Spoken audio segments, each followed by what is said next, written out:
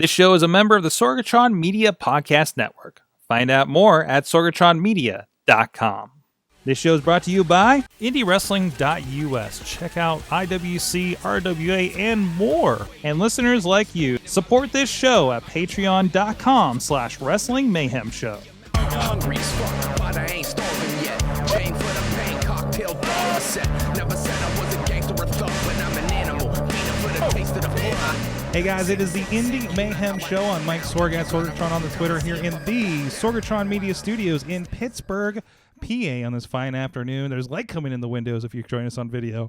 But we got an exciting interview coming up here in a moment. But first, please go check out everything at WrestlingMayhemShow.com and IndyWrestling.us, where you can find this, a lot of past interviews that we've done over the years for the Indy Mayhem Show. Other great podcasts over at Wrestling Mayhem Show, of course, where we're talking with. And we have a lot of the guys from the Indies on as well to talk with them about what's going on and catch up with them there, too. And, of course, you can find a lot of the guys that we have and girls in action over on IndyWrestling.us and IndyWrestling.network, and today's guest is no exception to that. If you want to drop a line, questions for interviews that we have announced already, or if you have recommendations for people that we should have on the show, because frankly, we can't watch all the wrestling out there. And if there's anybody you think we really need to have a conversation with, please let us know by dropping us a line at goodtimes@WrestlingMayhemShow.com or 412-206-WMS0 is the hotline number, and you can leave a voicemail on there, and feel free to junk dial that too. We do encourage that over on the Wrestling Mayhem Show,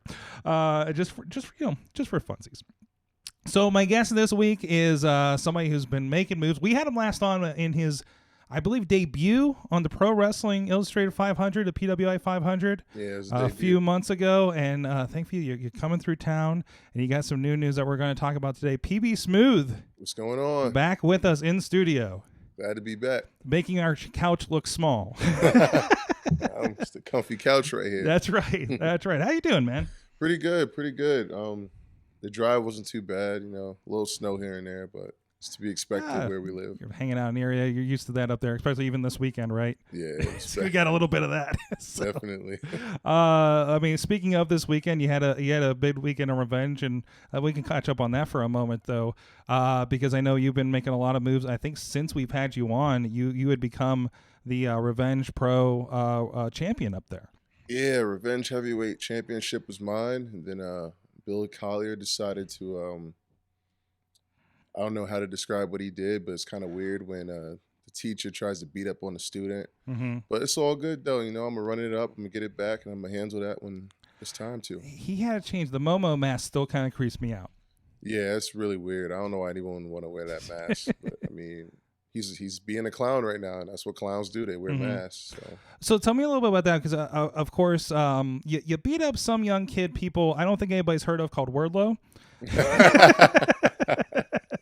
for that championship initially. Yeah, Wardlow was fun, man. He was one of the toughest matches I've ever had. He was a guy that I always wanted to wrestle against, because they always say he was the best big man in Pennsylvania area, and I'm in the Pennsylvania area. I say there's a lot of competition for that right now. Yeah, there definitely is. You got me, you got Duke Davis and Gannon Jones. There's a lot going on right now. So, I think I walked up to you once at a IWC show like over a year ago, and it was like, I think it was probably like you and Colby and the main event, and I'm just like, it's nice not being the tallest one at a wrestling show, Yeah, we built like some real athletes out here, man. Yeah, because I remember back in the day, like meeting Ray Rowe, and he just looked like just a giant, formidable guy. And I'm 6'4", and I walk up to him, I'm just like, how am I taller than Ray Rowe, right? That's like destroying people in there. But that's for me, But it's great to see like this, and it seems like Revenge, they like the big guys. I think like some of the indies are not maybe putting the big guys in those positions, but like the main event is always like, as I know Main Street Matt likes to call a hoss fight, it seems. Yeah, Revenge loves up and coming talent. Yeah. So the guys that are about to blow, that haven't blown up yet, still want to get that good quality ring time, still work in front of a great fan base. They come to Revenge. Absolutely. So it's a great place to be. So speaking of up that way, you're a grad of Mercyhurst. Yeah. Up there. And I understand there was some big news that came out this last week. We were sharing the article over on our social media from Go Erie, and I know I saw you on your social media. You signed in the papers and getting it set up. Tell us about this. So there's a PB Smooth scholarship now, right? The PB provides scholarship. Yeah. So basically how it started was I always wanted to give back and do something for the community that has helped me out a lot. Mm-hmm. And it was always on my bucket list to do something like that, like when I signed a 6-figure contract, I'm going to donate such and such money here or there. And then it got to a point where I'm just like, why wait? Like tomorrow's not promised, Yeah. like none of us expected Kobe Bryant to die, but he did. So my thing is like, I want to start living the life I want to live now, as opposed to feeling like I'm chasing the dream, like it's more like living the dream for me. And I want to be able to pass the torch and help other people, especially that look like me, get to where I am or where they want to go and stuff like that. And as you know, Twitter can be very toxic for everyone's mental health. And all I would see every day is just negative comments about wrestlers and how they don't know how to be good role models and this, that, and the third. So all those things tied in just forced me to say, you know what, like I just want to go do it now as opposed to waiting. Has this been a long time coming, or like what? How long have you been working on this, getting this together? Honestly, it all happened pretty fast. Really? I'd say within like 5 to 6 months, maybe. Okay. Because it was one of those things where I just wanted to act on it. Because like I keep a close circle of friends around me that I really trust that have my back on certain things, and one of them's one of these girls that does my gear. Her name's Samantha, and we were talking about it one day, and she's like, "Just go do it." Mm-hmm. Like I have friends that are just doers, like impulsive in that way of like not waiting for the next day or being procrastinating and stuff like that. Because when you do that, you don't get anything done. Mm-hmm. So once she said that, I reached out to the contact I had that put me in contact with the guy that's head of financial aid over there. We met for lunch, and I told him what I wanted to do. He had to go over some logistical things with me, but for the most part, it was set in stone that we were going to do it, and then just kind of went from there.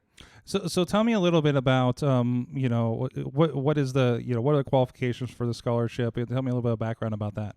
Yeah. So basically, I'm donating money to an incoming African-American student that wants to go into the communication department, like I did. I went through communications for my undergrad.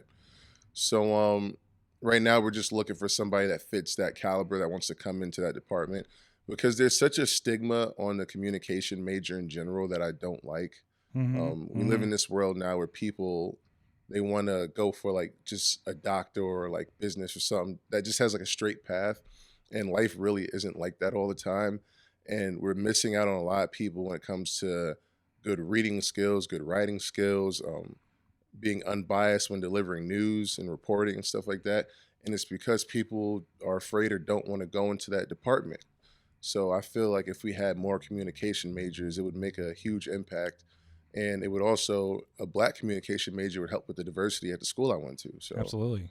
I think it's going to make a big difference. So. And I think when people hear communications, they think going into television, going into radio, right? Yeah. Like I know that's what I used to think when I would hear about Point Park's program, but it really is like it is the broad. social media, it is the video, and we all basically have studios in our pocket at this point, right? Yeah. So it's a little more than that, and that helps you now with how you put yourself over in your wrestling career. Absolutely, and it's such a broad thing that if you don't like one aspect of it, you can go into something else. Yeah.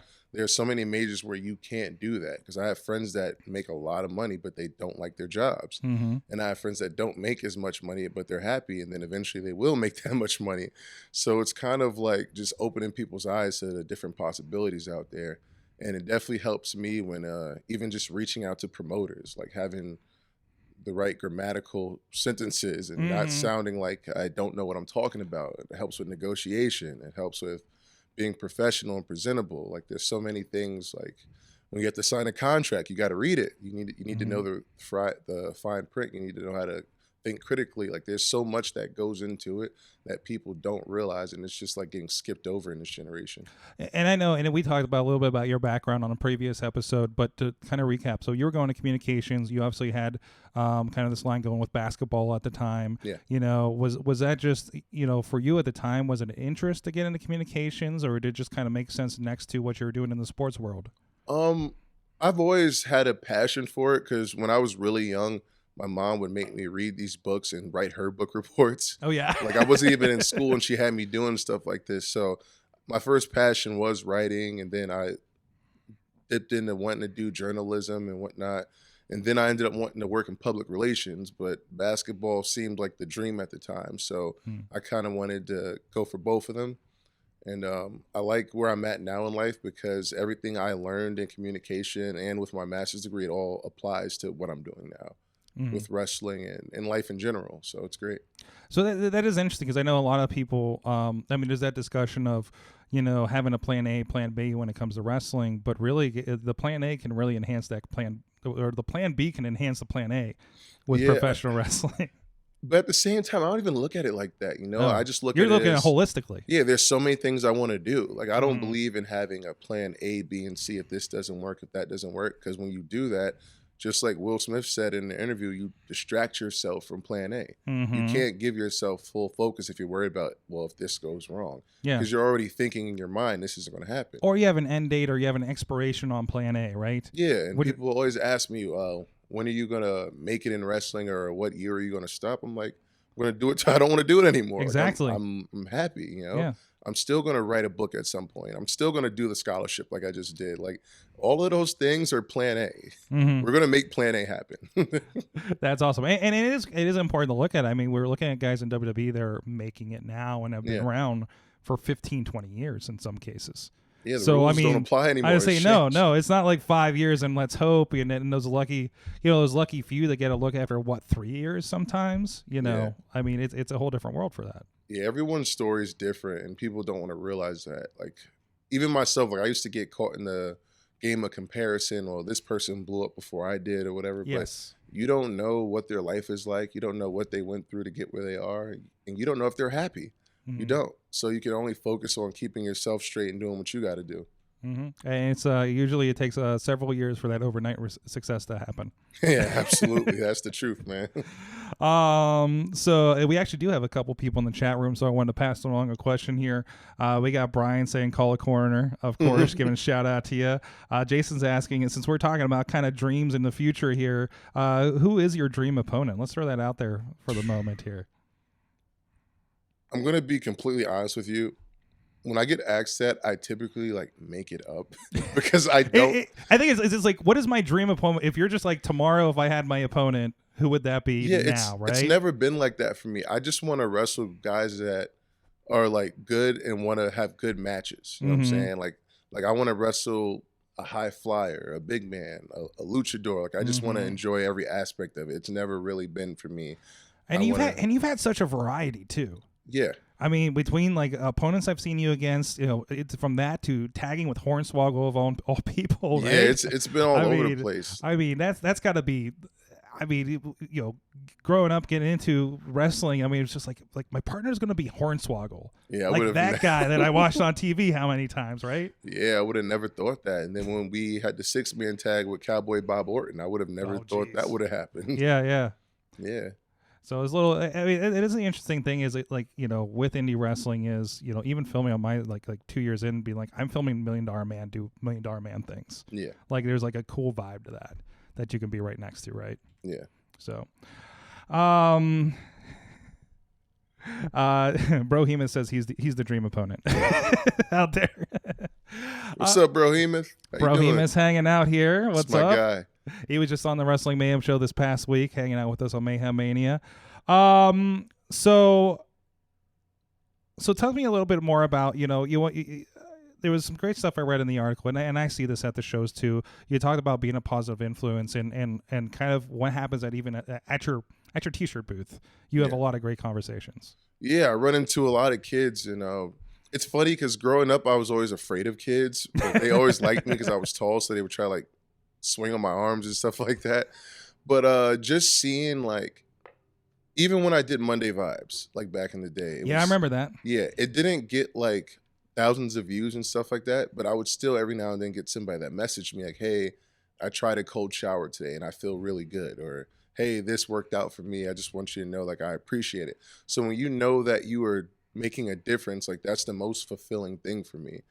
So when these kids come up to buy my merch and stuff like that, I want to make sure that although like there's different aspects of wrestling where I need to be more adult oriented at times and whatnot, I still want to be able to be someone that these kids can look at and appreciate them, and that the parents will be happy if they say like, "Hey, Pretty Boy Smooth's my role model," or something like that. Like I even get pictures of kids that are showing me when they win like wrestling tournaments, and I didn't even wrestle in high school and in middle school or anything like that. And then I remember vividly, like I like to go to the movies a lot by myself. Like that's kind of like my peace time, you could say. And I was having a really bad day, and I had just I was going to the movies, like my shoes were muddy. You know how Erie is. So I'm not looking like myself. And like these kids just run up to me because they know who I am, and they just start talking to me and stuff. And it changed my mood instantly. And then it made me realize like, hey, like somebody's always watching me. I'm under that telescope, and this is the profession I chose. So I'm always going to be under that telescope. So I might as well just enjoy it and do things the right way. That's awesome. Yeah. That's awesome. Some great things going on there. So Dutters was worried. Of course, we're all buddies with Dutters here. She's done an episode of this about social media. So she let me some questions because she was worried I wasn't going to have enough questions for you today. So I promised her I'd ask a couple of them while we have you here. So she says, and you already answered the one because she was talking about that struggling about being a badass and edgy and working on that and still being a role model at that point. I mean, you can kind of be an edgy role model at some point, right? Well, yeah, because I feel like the world right now just wants more authenticity. You know what I'm saying? Like nobody is perfect. I'll never pretend that I am perfect. And the social media kind of lends to that too. Yeah, especially Twitter, because like I tried to be very 2006 Fed guy with it. You know, I thought it was black and white, but it's not. And in this world, like the rules apply till they don't. And that demographic of wrestling fans is like 18 to 35. And those guys like car crashes, not smooth rides. So it's just a matter of knowing how to win the game without fully playing it, per se. Yeah. So I'm kind of just being my authentic self and hoping that works out for the best. You just have your car crashes in the ring. Yeah, pretty much. Yeah, and I'm very selective with the things I do. And that's one thing, you really lend to very visual things. I mean, the image I threw together real quick for this interview. Oh, yeah, it was awesome. It was a great one where you had 4 guys on you in the Rumble up there in Erie, and just kind of blew them all up, and everybody's in a blur. You're in there, like, I mean, there's I'm always looking for those GIFs and those imageries when I'm doing the editing. I'm gonna give you credit because that might be a shirt one day. What? I might have to make that into a shirt. Oh, just that image is awesome. Now we need you, because I know one thread that came up, and I saw this on Twitter.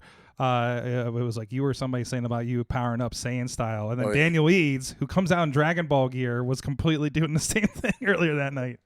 Yeah, I'd be making jokes about it, but Keith Lee got that. He's the Super Saiyan God, he calls himself. Oh, geez, yes. Like that. He's a real life damn Saiyan. Yeah, he got stuff that. He's doing down there. He got that, man. So he's definitely over 9,000, right? Yeah, definitely. Dutters asks, I think this is a fellow tall person question. What's it like to spend so much time in a car? Depends on the car you have. Yeah, that's right. Now, I'm lucky. Both my cars have been comfortable. Like my Chrysler 300, I had a lot of space in. My Sonata actually has a lot of space in it. And I've slept in that car a few times. Jeez. The heating works. It's great, honestly. But when I'm driving back from St. Louis or Tennessee, it's kind of strenuous. But, it's just paying your dues, I guess. It's part of the game. And at some point, those rides are going to turn into flights. So That's right. That's right. That's the plan. Hopefully, I get leg room, get the exit seat maybe or something like that. Oh, yeah. That's the game. Trust me, that's the game. As Lassie asked in the chat room, they said, "You got any plans for going down to WrestleMania weekend in Florida?" I know that hey, everybody's going down there, finding a spot down there. Yeah, I'm down there. I'm booked for 2 shows definitely. I'm doing For the Culture with Game Changer Wrestling. Nice. It's I believe Friday at 11 a.m. that week, and I'm doing. Wait, have you ever done a wrestling show that early? No. At least you're not like there's like I've done a 2 p.m. but never at 2 p.m. Okay, yeah. All right. But there's so much running down there that like you got to get the right slots when you can. Oh, absolutely. And then AIW runs the midnight before that. Or by the way, Thunder in Paradise, I really appreciate it as a show name down there. Hey, John Thorne comes up with the best ideas, man. He comes up with the stuff, man. I love it. He does. He just booked Ice Train for it, and when people find out who he's wrestling, they're gonna be excited. You know, it's gonna be dope. And then I'm booked for the Gray Sweatpants Battle Royal. Yes. Yes. What is this? Where did this come from? Oh God, I gotta find the right words for this. This is one of those blur the line moments. Okay. So I post a lot of pictures, shirtless. Some people call them thirst traps or whatever.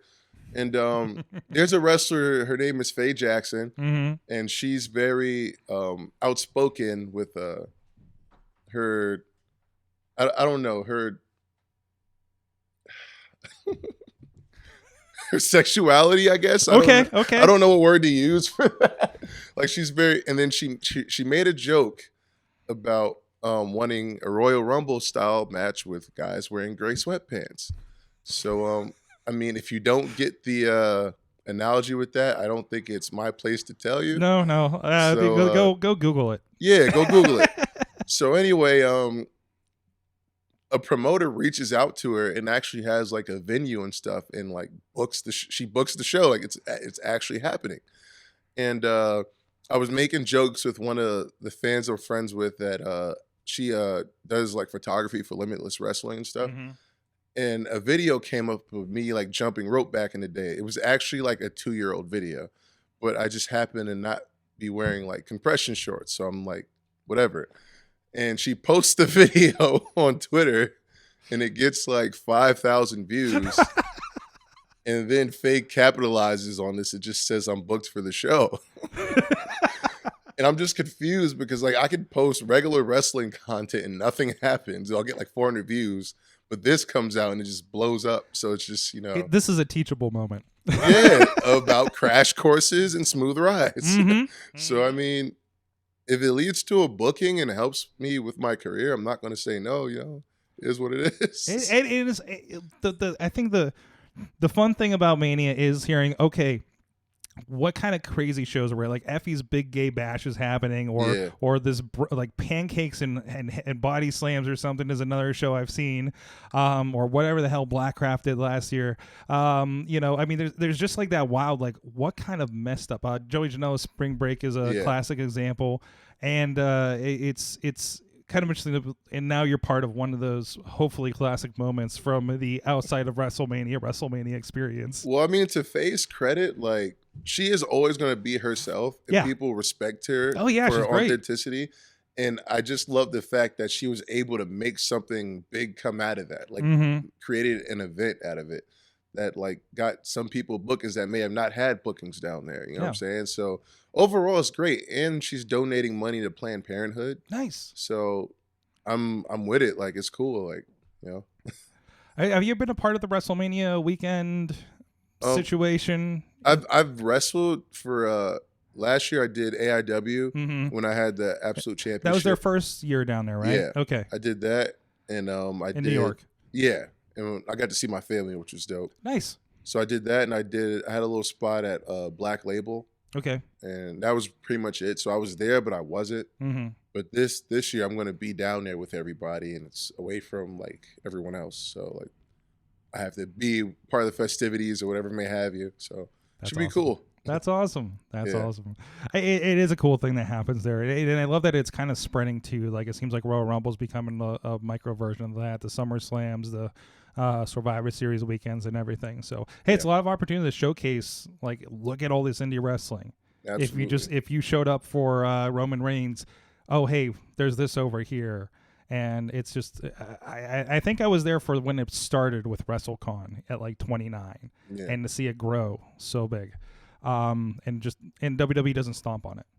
That's good too. Like some careers are made down there. Oh, absolutely. Like when PCL wrestled Walter, that was the first time I had seen him, and it like he blew up after that. You know, so it's definitely worth it. Absolutely. Let's see. Dutters, this is apparently an ongoing thing. She wants me to ask every wrestler they have on if they're part of MV Young's Polycult now. Honestly, I need to get him on to talk about that. Well, yeah, because I don't know much about him. Like, I recently just met him. He seems like a cool dude. Oh, yeah. But I don't know how I feel about Colts, man. Like I don't think he's using the ring light right. I'm having a problem with that. I'm like, I shouldn't see the ring light, right? And then he just like, I thought he was doing like a little Zoolander thing. yeah. I don't know. Lee Moriarty thought it was a Tron disc. But I'm sorry, I don't listen to nothing that Lee says. Lee does not know what he's talking Is that- about. Lee is terrible. Lee actually thought that the PB stood for peanut butter. And as a dude that listens to hip hop music and gets all the nicknames I don't understand, so Lee's new name is Lemon. His name is Lemon. That's what we call him from See, now. I understand me not getting that, but Yeah. And he's staying with me in Tampa. yeah. So just know I'm about to troll his ass Oh the my entire god! Can week. we just like film a reality show around 100%. YouTube, please? 100%. Just we'll send somebody. He's going to be down. on TikTok and everything. Oh jeez. He has no choice. No. Oh jeez. He had a hell of a weekend too. Yeah. But awesome. Hey PB, so tell me, anybody interested in what's going on? Where, other than WrestleMania weekend we talked about, where are you generally showing up in the near future? I have Revenge coming up March 28th. I have Rise Wrestling March 7th, and I think the 22nd. Like he's running 2 shows. Yeah. Next weekend I'm in Cleveland, Ohio for AIW. Mm-hmm. Razor Ramon's going to be there, so it's going to be a big event. I got some stuff coming up in Indiana that I can announce when it comes up and things like that. Good. So you're getting around a good bit. Yeah, making my rounds. Awesome. And where can people find you online? The Twitter is at PB_fresh2death, the number 2. My Instagram is PB_smooth. That's where you can find all my thirst traps and stuff like that. And the Vibes videos are still up there, right? So, well, yeah, like I did like 1 year Monday Vibes, and Yeah. then I did the scholarship this year. So like I'm going to keep switching things up, see what works best. Nice. And yeah, those are the main. I mean, I have Facebook, PB Smooth, but those are pretty much the main things I have. Then there's 2 Smooth TV, my YouTube channel, but I gotta make some updates to that. There you go. I know we were talking about your video editor a little bit before the show. Oh yeah, we gotta work on that. We'll work on that. We'll work on that. Yeah. Well, thank you so much. Hey, it's always great to see. That's the one thing I've loved in the last couple of years is seeing so much positivity in professional wrestling. Like I don't know what the thing is that's triggered this, but here in Pittsburgh and abroad, it just seems like it's exploded and people are done with the negative shit.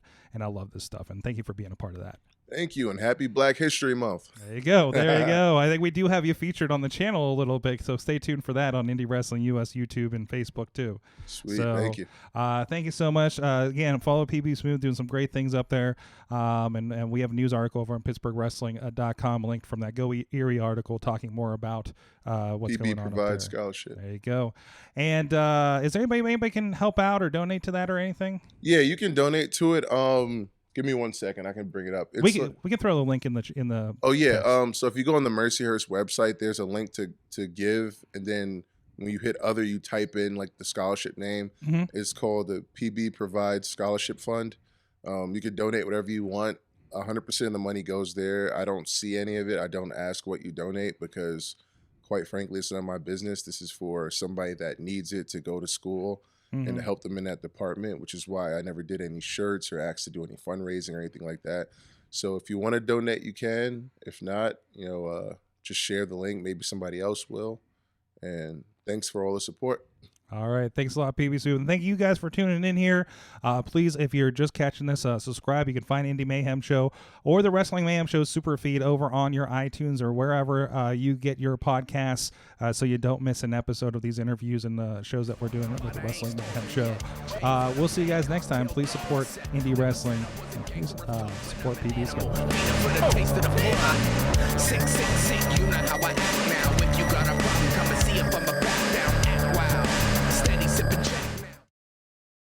This show is a member of the Sorgatron Media Podcast Network. Find out more at sorgatronmedia.com.